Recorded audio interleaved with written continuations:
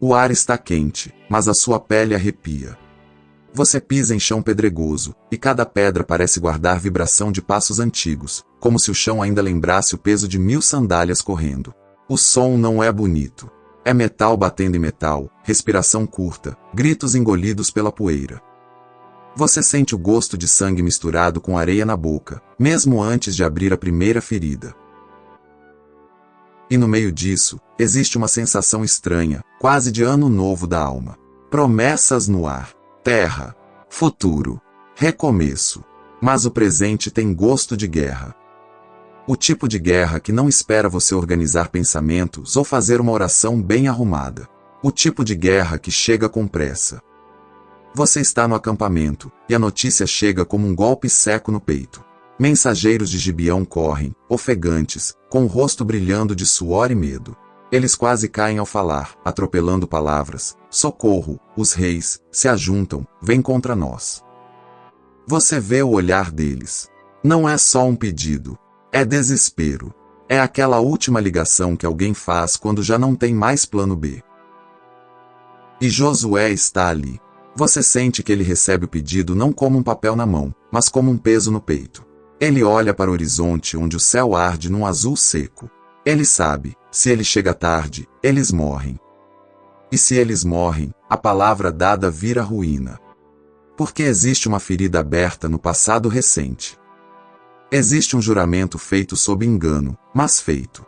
E quando a honra é amarrada ao nome de Deus, a saída fácil vira traição. Você percebe isso no silêncio tenso do acampamento. Ninguém diz vamos pensar, porque o tempo não pede conselho, pede marcha. Josué dá ordem. Homens levantam rápido, amarram sandálias, apertam cintos, puxam espadas. O couro rende. As correias mordem a pele. Mãos tremem por duas razões, cansaço e antecipação. Você sente o cheiro do acampamento, fumaça fria, suor velho, carne salgada, e então o cheiro muda para poeira levantada, porque todo mundo se move. É noite. E noite não é poesia aqui, noite é risco. Noite é tropeço, é emboscada, é pedra que corta a planta do pé. Mas Josué não negocia com a escuridão. Ele marcha a noite adentro. Sem glamour, sem música. Só o rangido das sandálias e o bater do coração. Se eu chegar tarde, eles morrem. Você anda com eles. Cada passo dói um pouco mais. O corpo pede descanso, mas a alma puxa para frente. Em algum momento, você percebe que a fé, às vezes, tem cheiro de suor. Tem textura de poeira grudando no rosto.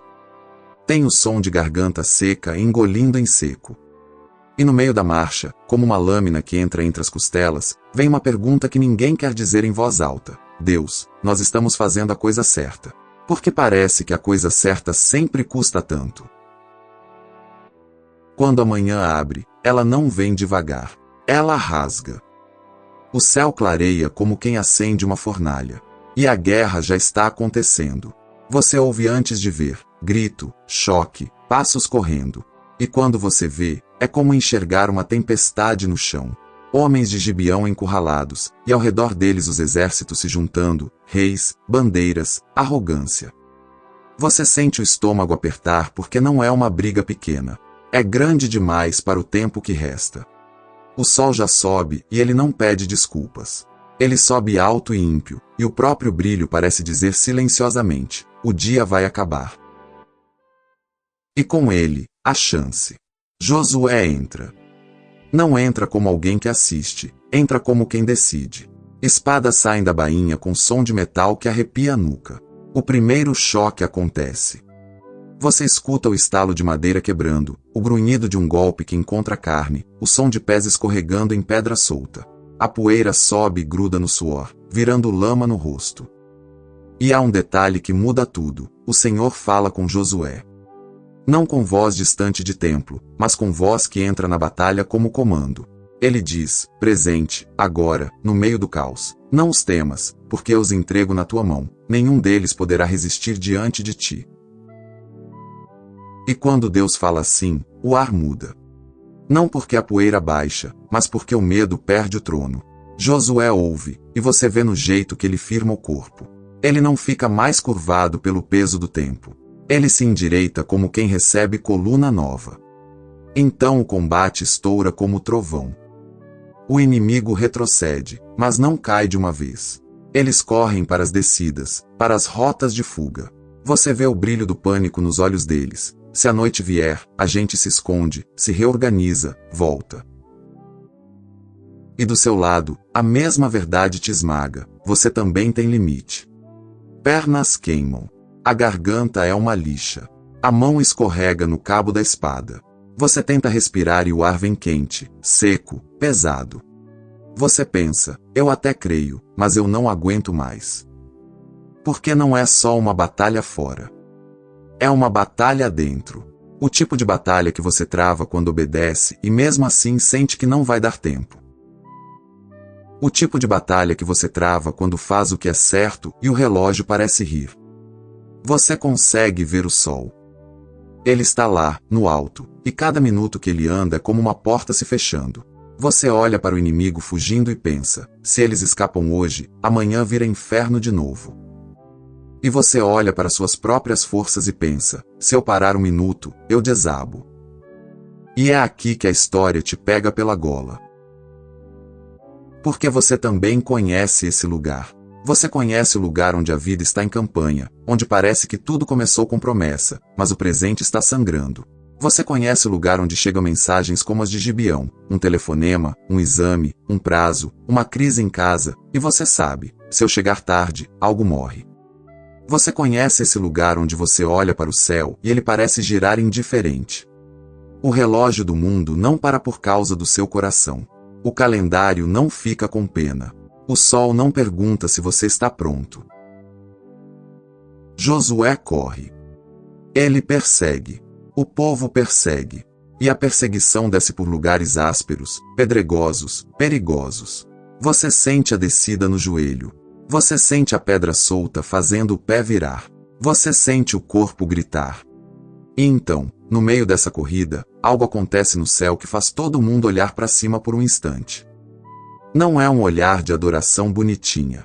É um olhar instintivo, como quem percebe, isso não é normal. Pedras. Pedras grandes. Como se o céu tivesse peso. Elas começam a cair sobre os inimigos. O som é seco, brutal. Você ouve impacto. Você vê homens caindo, esmagados, derrotados por algo que espada nenhuma consegue imitar. E a poeira agora mistura medo com assombro. Você corre e vê, os que morrem pelas pedras são mais do que os que Israel mata à espada. E essa frase não é um número frio, ela é uma sensação. Ela é Deus dizendo sem palavras, eu luto. Mas mesmo assim, o inimigo ainda tenta escapar. Ainda há rotas. Ainda há brechas. E o dia continua andando. Você vê a luz mudando devagar, quase imperceptível, mas você sente. O tempo é um inimigo silencioso. Então Josué para. No meio da poeira. Não para por cansaço, para por decisão. O corpo dele está suado. A túnica gruda nas costas. O rosto está riscado de poeira e sal. Ele respira fundo e olha para cima como quem encara o impossível sem pedir licença. E ele fala. Não fala baixinho, com medo de incomodar. Ele fala com voz de guerra, com voz que atravessa o campo. Ele fala na presença de Israel inteiro, como se chamasse o céu para ser testemunha. Sol, detente em Gibeão, e tu, lua, no vale de Aijalon. Você sente um silêncio impossível. Por um segundo, o som de espada, grito, passo, parece diminuir. Não porque a guerra acaba, mas porque a frase é grande demais para caber no peito humano. Quem fala com o sol? Quem dá ordem ao dia? E aqui, você sente o risco. Porque se nada acontece, Josué vira louco diante de todos. Se nada acontece, a coragem dele vira vergonha pública. Se nada acontece, o inimigo ri, a fé vira piada, o povo desmorona. É uma oração que não deixa espaço para disfarce. O sol, detém-se. A lua, para. O texto diz isso com simplicidade que assusta. E o sol se deteve, e a lua parou, até que o povo se vingou de seus inimigos. E você está ali, respirando poeira, olhando para o céu, tentando entender com olhos humanos uma coisa que não cabe em olhos humanos. Você sente a luz persistir. Você sente o dia esticar como tecido que não rasga. Você sente que o tempo, que sempre manda, agora obedece. O campo inteiro aprende uma frase simples e pesada. Está escrito: e não houve dia semelhante a este, nem antes nem depois dele, ouvindo o Senhor assim a voz de um homem, porque o Senhor pelejava por Israel. Você percebe o que está acontecendo? Deus ouve uma voz humana no meio da guerra.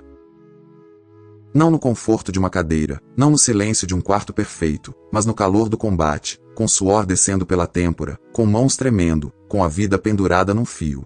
E o inimigo quebra. Eles correm, mas não encontram escape. Eles se escondem, mas são encontrados. Alguns reis se enfiam numa caverna, como ratos tentando virar pedra. E quando alguém avisa Josué, ele não larga a perseguição para ir fazer espetáculo. Ele diz: rolem grandes pedras à boca da caverna e ponham homens junto dela para os guardar. E vós não pareis, persegui os vossos inimigos. Você vê a mente de um líder que não se deixa distrair. Ele não troca a vitória real por uma vitória teatral. Ele sabe que a batalha ainda respira. Ele sabe que o inimigo, se tiver fôlego, volta. O povo continua. Há cansaço, mas há uma força emprestada. Há dor, mas há direção. Você sente que cada golpe agora não é desespero, é alinhamento. Eles terminam o que começou. Eles completam. E quando finalmente a perseguição fecha o ciclo, quando os sobreviventes se trancam em cidades fortificadas, quando o campo fica com aquele silêncio pesado de pós-batalha, Josué volta ao ponto da caverna. Os reis são trazidos. Eles são postos diante dele. Josué chama os homens e diz algo que você quase pode sentir como mão no ombro, firme e quente: chegai-vos, ponde os vossos pés sobre os pescoços destes reis. Eles fazem. É uma imagem que não é sobre sadismo, é sobre fim de terror. É sobre dizer: isso não manda mais. E Josué fala: não temais, nem vos atemorizeis, sede fortes e corajosos, porque assim fará o Senhor a todos os vossos inimigos, contra os quais pelejardes. Agora, respira. A poeira baixa devagar. O suor esfria. O corpo treme não só pelo esforço, mas pelo que foi presenciado. Porque uma coisa é ouvir que Deus é grande, outra coisa é sentir o tempo dobrar a cerviz. E então, como brasa escondida na cinza, nasce uma pergunta quente, e ela não é para Josué apenas. Ela é para você, agora, no presente da sua vida. Quando você sente que o ano começa, que as promessas estão no ar, mas as antigas ameaças ainda estão de pé, a quem você dá o direito de definir o seu tempo? Porque o inimigo tem uma estratégia simples: ele não precisa te destruir de uma vez. Ele só precisa te convencer de que não há tempo. Ele só precisa te empurrar para o pânico. Ele só precisa te fazer olhar para o céu como se o céu fosse surdo. Você conhece essa sensação. Você olha para o relógio na mesa, para o celular vibrando, para o e-mail que cobra, para a conta que vence, para o diagnóstico que assusta, para a conversa que você evita, e você sente o sol andando. Você sente a tarde caindo. E dentro de você nasce um grito: Deus, eu obedeci, porque parece que não vai dar tempo. Josué não faz filosofia. Ele faz oração. Ele faz pedido do tamanho da guerra. E isso confronta a nossa mania moderna de orar pequeno para não nos decepcionarmos. Mas aqui, atenção, a história não te dá permissão para brincar de Deus. Ela te dá permissão para confiar em Deus. Ela não ensina você a controlar o céu, ela revela um Deus que governa o céu. Você pode ler este dia como milagre literal e tremer: Deus governa a criação. Você pode ler como linguagem de guerra, como modo de um povo dizer: Deus estende nossa vitória, e ainda tremer: Deus governa a história. Você pode ler como poesia carregada de verdade, e ainda tremer: Deus governa o sentido. O ponto não é você sair daqui com um esquema na cabeça. O ponto é você sair daqui com o coração no lugar certo. Deus ouve. Deus luta. Deus sustenta. Deus estende o dia de quem está debaixo da vontade dele. E agora, deixa eu te trazer de volta para o chão da sua casa. Você está ouvindo isso talvez com uma xícara na mão, talvez com o rosto cansado de mais uma noite mal dormida, talvez com a mente cheia de listas, talvez com o coração sangrando por algo que ninguém vê. O seu campo de batalha não tem espada, mas tem pressão. Não tem poeira, mas tem ansiedade. Não tem grito de guerra, mas tem notificação. E você sente a mesma coisa: o dia vai acabar. A chance vai acabar. Eu não vou dar conta. Mas o Deus que ouve Josué não está preso naquela colina. Ele está presente. Ele é o mesmo. E em Jesus Cristo, ele se aproxima mais ainda, não só como aquele que governa o céu, mas como aquele que entra na nossa noite. Porque existe um dia, bem mais adiante, em que o céu escurece no meio da tarde. O sol parece parar, não por prolongar vitória, mas por testemunhar uma morte. Jesus está numa cruz. O vento muda. O ar pesa. E ali, o Filho amado carrega o tempo da nossa culpa, carrega a medida exata do que nos esmagaria. E ele vence. Não com uma espada na mão, mas com cravos. Não com grito de conquista humana, mas com entrega. E quando ele ressuscita, ele declara algo que nenhum relógio consegue desmentir: o fim não manda mais. Então, quando você olha para sua agenda e o medo tenta dominar, você lembra: você não é um relógio tentando se salvar. Você é filho amado em Cristo. Talvez Deus não pare o sol do jeito que a sua imaginação quer. Talvez ele estenda o seu dia com uma força que você nem sabia que tinha. Talvez ele mude a rota do inimigo. Talvez ele feche uma caverna. Talvez ele mande pedras que você nem consegue explicar, livramentos, conexões, portas, atrasos que te salvam, desvios que te protegem. Talvez ele mude você por dentro, e isso seja a maior vitória. Mas aqui está o veredito espiritual que fica de pé quando a poeira baixa. Deus ouve a voz de um homem no meio da guerra. Deus ouve a voz de uma mulher no meio da guerra. Deus ouve a voz de um filho, de uma filha, quando a batalha aperta e a tarde cai. E agora vem o espelho. Você também está no meio de uma campanha. Você também tem gibeões pedindo socorro, gente dependendo de você, responsabilidade batendo na porta, decisões que parecem grandes demais. E você também tem inimigos fugindo, tentando sobreviver até a noite cair, hábitos antigos, tentações, medos, ciclos que sempre voltam quando você relaxa. Você sente, hoje, que não dá tempo. E talvez a sua oração, há meses, vire um sussurro sem coragem porque você está cansado de se frustrar. Mas olha para Josué, ele não oferece um discurso bonito. Ele oferece uma frase ousada diante do céu. Então eu te convido, agora, não a uma fórmula, mas a uma resposta. Onde você está, do jeito que você está, com seu coração acelerado e a sua fé meio amassada, fala com o Pai. Diz assim, com sinceridade, como quem está no campo e não na arquibancada: Pai, dá-me luz suficiente para obedecer hoje. Pai, estende o meu dia com a tua graça. Pai, não me deixa ser governado pelo pânico. Pai, luta por mim onde eu não alcanço. E se você não tem palavras, respira e entrega o peso. Porque oração, às vezes, é só isso: você solta o controle e segura na mão dele. Agora, se essa palavra acende algo em você, se você quer caminhar com a gente em mais histórias vividas assim, inscreve-se no canal Palavra Pura.